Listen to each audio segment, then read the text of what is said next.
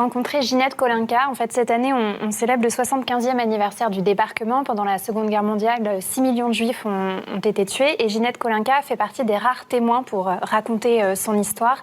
Elle a 94 ans et elle publie Retour à Birkenau. C'est un livre qu'il faut lire absolument. C'est un devoir d'été. Il faut vraiment lire ce livre, je vous le conseille. Exactement, pour que la mémoire se transmette. Elle a été déportée à l'âge de 19 ans. Elle faisait les marchés en zone libre et elle a été arrêtée avec son père, son frère, son neveu. C'est la seule à être revenue de Birkenau.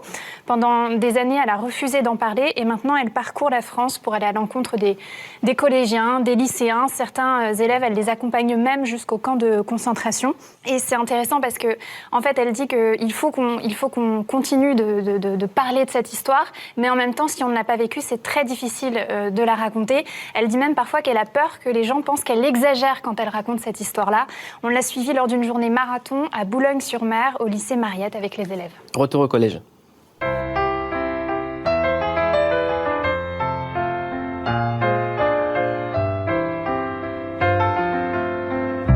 Plus je m'enfonce dans ma vie, plus je ne peux que constater. Pendant 55 ans, volontairement, je n'ai plus voulu parler de ça. J'avoue franchement que je suis très contente de faire ce que je fais. C'est ça qui me maintient jeune. Entre les draps de la jeunesse, quand je dormais à point fermé. Vous permettez, je n'en ai même pas pris ce matin. Quand vous racontez, on a l'impression que c'était hier, des fois. Enfin, mais c'est hier. C'est hier. Et quand je pense que ça fait 75 ans, je n'en reviens pas. Je n'en reviens pas. Et je comprends ma mère. Ma mère, elle nous cassait les pieds avec la guerre de 14. Et c'est pour ça que j'ai dit, jamais je raconterai mon histoire. Je ne veux pas embêter les gens avec mon histoire. Le 12 avril 1944, on nous prévient, ça y est, demain, c'est le départ. Le premier mot que j'apprends en allemand, schnell, ça veut dire vite. Et on l'apprend doublement, parce que chaque fois qu'ils disent schnell, ils nous donnent une poussée qui est tellement forte qu'il y en a qui perdent l'équilibre et qui tombent par terre. On va se retrouver sur le quai de la gare. Alors, vous m'avez trouvé, le quai de la gare. Quand vous voyez un train avec des wagons ouverts, comme ça, où il n'y a pas de banquette, vous ne voyez rien du tout. Qu'est-ce que vous pensez? Vous pensez à rien? Ça fait peur. Ah non, ça vous fait peur? Oh ben non. Enfin bon, peut-être que vous êtes peureuse. Hein. Moi, quand je vois un wagon ouvert avec rien dedans, moi, c'est un wagon pour transporter de la marchandise. Mais on n'a pas encore peur. En tout cas, moi, j'avais pas peur. Vous riez, vous avez de l'autodérision. C'est rare, ça, quand même. Ben, je sais pas si c'est rare. J'ai pas appris, j'ai pas étudié. C'est comme ça. C'est ma nature. Moi, je suis blagueuse. Puis c'est comme ça. Hein.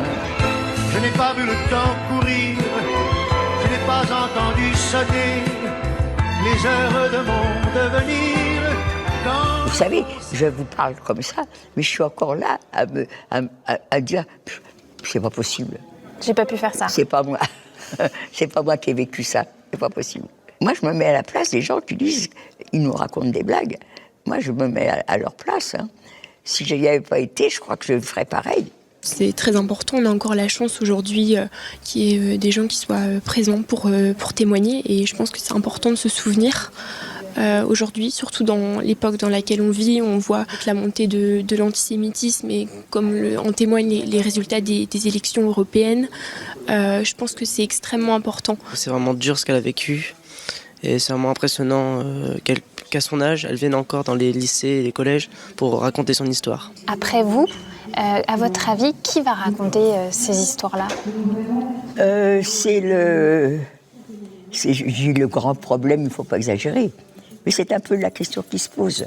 C'est pour ça que vous venez dans les écoles? Eh bien, on pense que ce seront les élèves qui seront nos passeurs de mémoire.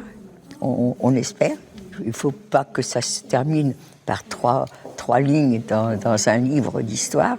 Qu'est-ce qu'on peut vous souhaiter? Qu'est-ce qu'on peut me souhaiter? Eh bien, le plus longtemps possible, de pouvoir... Avec la même force, parce que malgré tout, j'ai quand même 94 ans, c'est quand même vieux, hein, même si je ne veux pas le dire. Mais...